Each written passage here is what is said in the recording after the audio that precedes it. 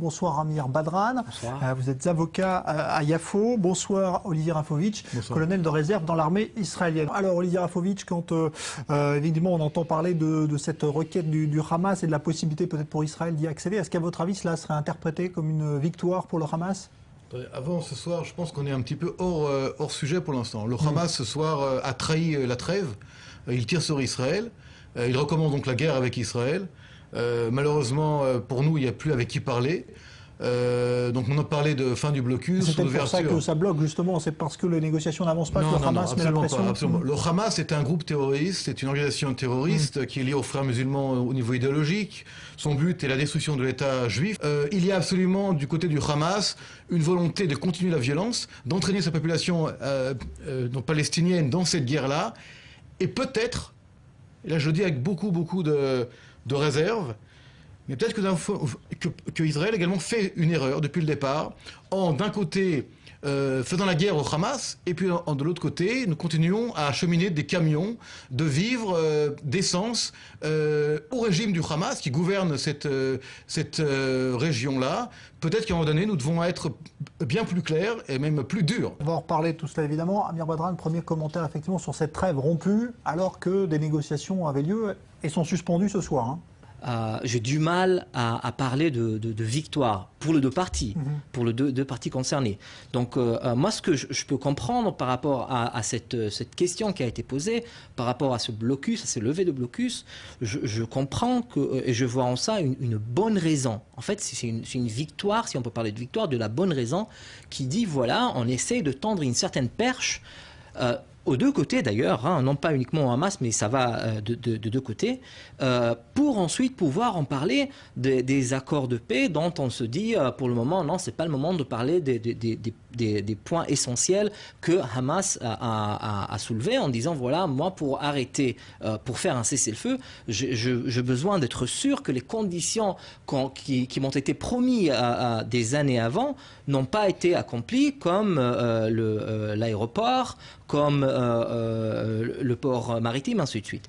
Donc, il faut comprendre aussi le mot blocus, ce que cela veut dire. Parce que quand on parle de Gaza, en fait, on parle d'une région qui est complètement sous siège. On parle de 1,8 million Palestiniens qui vivent à Gaza. Excusez-moi, je ne vous ai pas interrompu. Je vous ai pas interrompu. 1,8 million personnes qui sont dans un état de siège. Laissez-moi finir après. Après, il y a une impossibilité de mouvement. Excusez-moi. Non, je vous excuse pas parce que je veux le dire. C'est important de le dire. C'est pas un de sourd. Il faut m'entendre pour après pouvoir répondre. Le mot blocus est depuis des années pas à sa place. Il y a dans la bande de Gaza deux frontières. La frontière nord avec Israël, la sud avec l'Égypte.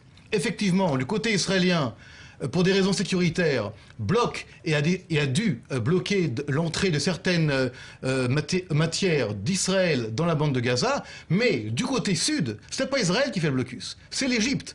Or, le mot blocus est toujours utilisé par les Palestiniens, par les mouvements internationaux, comme étant un blocus israélien. Or, il y a ici un blocus israélien et égyptien.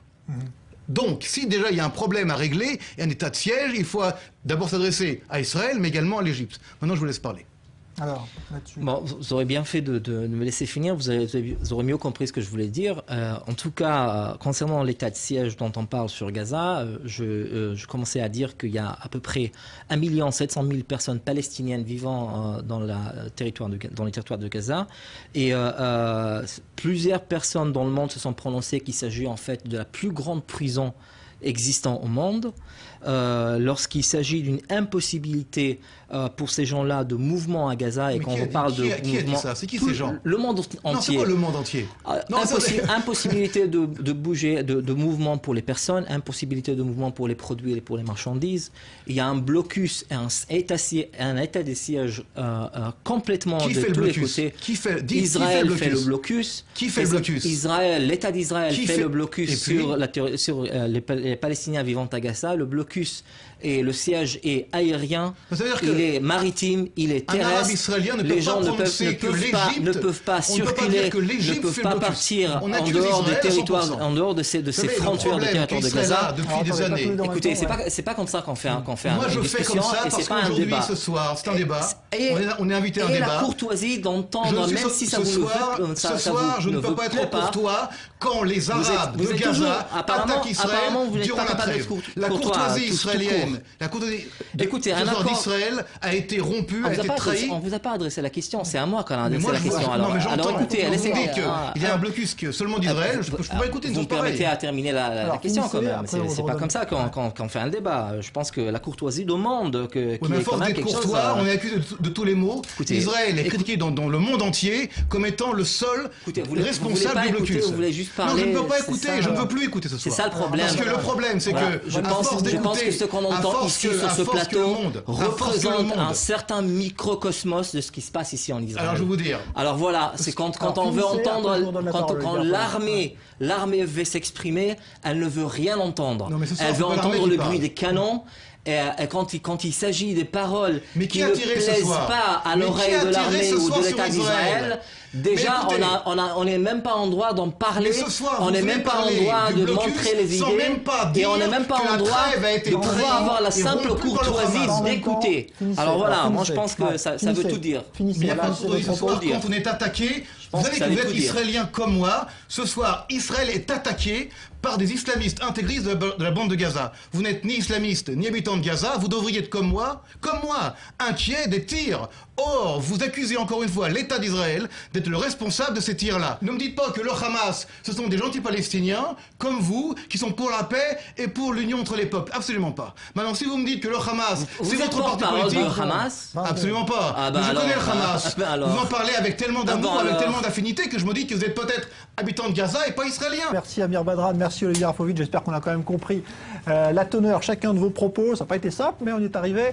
Fin de ce débat. Et bien sûr, on reparle de la situation à Gaza dans un instant avec Ruth Calderon, députée de la Knesset, qui sera l'invité du Grand Direct et puis Nouveau Journal dans une quinzaine de minutes. À tout de suite.